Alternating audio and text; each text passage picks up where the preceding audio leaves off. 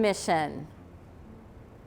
Next segment, we're going to jump into what an IT company or a managed service provider or your IT does when a breach does take place, and steps to take. So number one, you're going to want to document your systems and identify the source to stop the breach.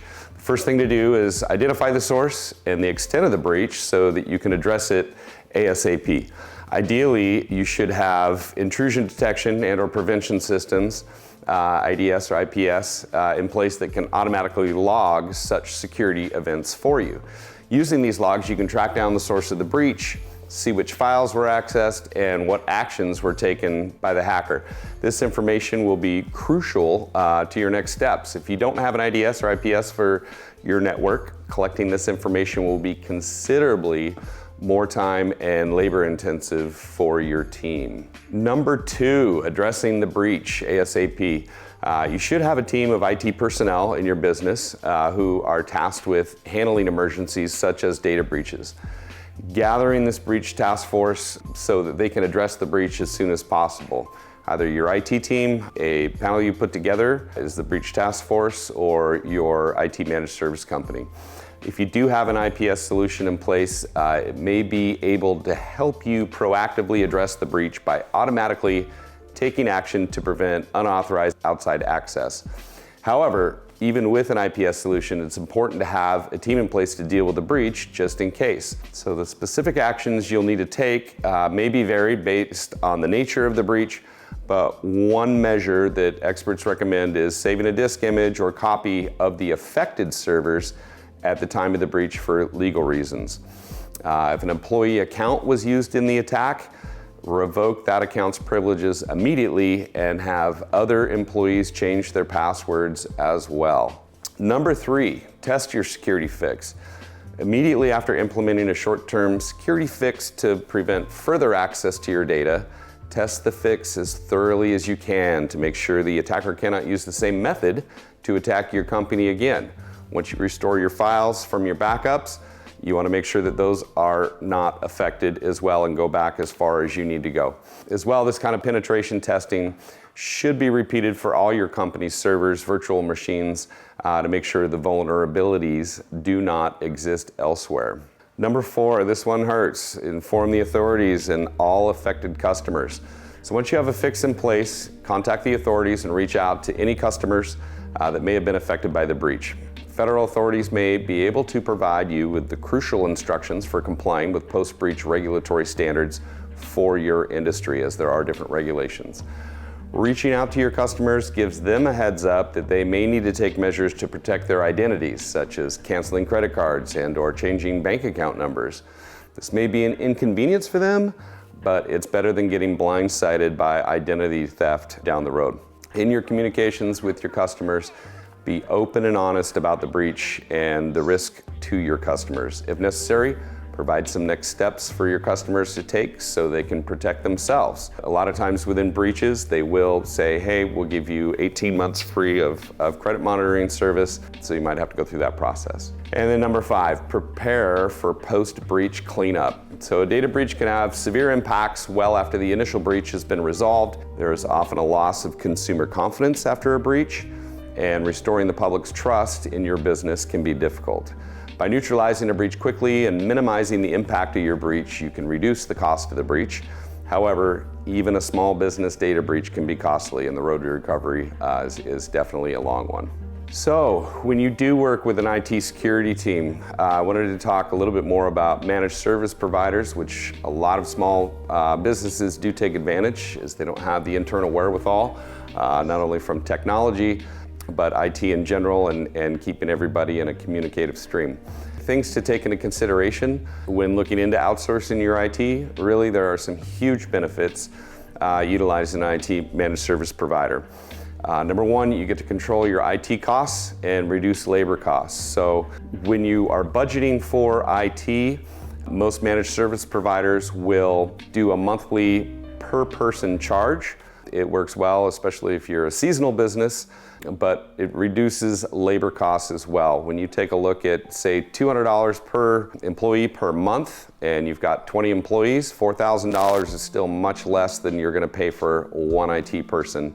And when you really think about IT in general, one of the things that I always ask is, what's the first thing that you think of when you think of IT, right? Some people say, oh, you build websites, or you write code to develop applications, or the cloud, or all the spaghetti wires in that closet nobody wants to go into, the data closet where all your networking equipment is. Data analytics. IT has become so vast, it's impossible for one person to know everything about IT. So the benefits to an IT managed service provider obviously is you get the experience of an entire team of engineers and IT professionals. And not only that, they're trained, experienced, qualified, and certified in engineering team structure. So you also get access to the most current technology and best practices. Constant updates, not only that, how many applications do you have where you see, oh, try this or try this? New applications coming out in the market all the time. There's a good chance that we've seen them. And also too, with best practices around industry standards that you have. We match everything towards Microsoft best practices, as well as NIST, which is the National Institute of Security Technology. So you're always adherent to compliance standards as well. You've got 24/7, 365 monitoring and support of your IT environment. We also adhere to compliance and security, which mitigates a lot of the risk, not just within IT, but to the business. The biggest thing, and not all MSPs do this, but you've got strategic consulting and oversight with future IT roadmap planning all through your virtual CIO. You also get increased productivity for employees, which when everything's working perfectly, your employees are happy and don't have to deal with the nuances of complications that cause downtime. Plus, you have a better onboarding experience for your employees. It's one of the biggest things as far as a first impression. You just have a new hire, they come in for their first day. How often have you experienced, oh, we still don't have your laptop set up, or it hasn't arrived yet, and we don't have the proper applications, credentials for you yet? MSPs will handle all that for you. So you're ready to go for your employee's first day, and they're actually happy. It's a great impression that you leave. The bigger picture is leveling the playing field. So with enterprise grade tools that we use, cost the average company quite a bit, we're able to spread that over a tremendous amount. So you get much better and higher efficiency tools than what a lot of the competition has, and it really creates more of a competitive advantage because you're staying on top of the game. Ultimately, all of those benefits really lead to peace of mind to focus on driving your business forward, which is what you do best, not having to deal with all the tedious aspects of IT. So with the packets that you received, there's the 10 benefits to managed IT services, also an IT playbook, and just a couple of different awards that we've won over the last year. The channel company CRN MSP 250, as well as the Pioneer 250, Cloud Tango's MSP US Select 2022, and many others, but those are the biggest three there. All right, moving into better protecting yourself at work and at home. You'd be surprised, it's a lot of little simple stuff and actions that you can take to enhance your security. But number one is have a password set for your at-home Wi-Fi and have a separate guest Wi-Fi. You'd be amazed at how many people do not, and this is an easy way for unwanted attackers to penetrate your network and take advantage of vulnerabilities. Furthermore, broadband routers are often outdated. It allows attackers to hijack the router and potentially redirect specific traffic. In addition to this, home networks are often exposed to other unprotected devices, often from kids and other members of the family. The second is perform updates and patching frequently on all your devices. Work applications like Office 365, Google, Dropbox, etc. These also include your mobile apps as well as your mobile phone's OS. App updates are released frequently and usually to address a security vulnerability or a zero-day exploit not just enhance your experience. So when you say on an iPhone, when you look at your app store and there's that little red dot with a number in the middle, that's how many apps that you actually have on your phone that have updates available. You can set that to automatic so you don't have to worry about it, which is highly recommendable. Using a virtual private network or a VPN. This is vital for keeping your online browsing safe from prying eyes and encrypts all your online traffic. So it really makes it secure in case a hacker attempts to capture your data in transit. Some antivirus and malware software include a VPN. ExpressVPN or Surfshark or DuckDuckGo, there are a few to look at. Do not utilize free VPN services.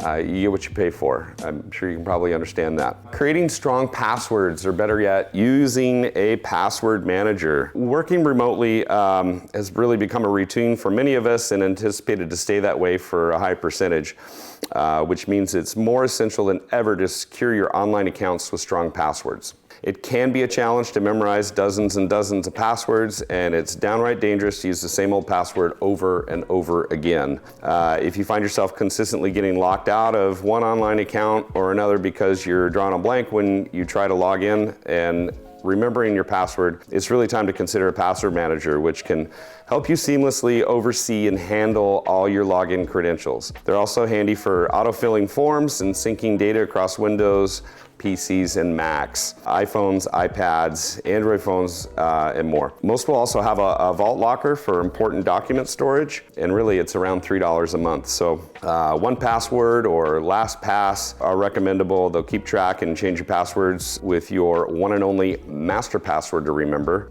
It's worth its weight in gold. So weak or reused passwords cause 81% of data breaches, and those credentials are sold across the dark web, which is the kind of eBay for cyber criminals.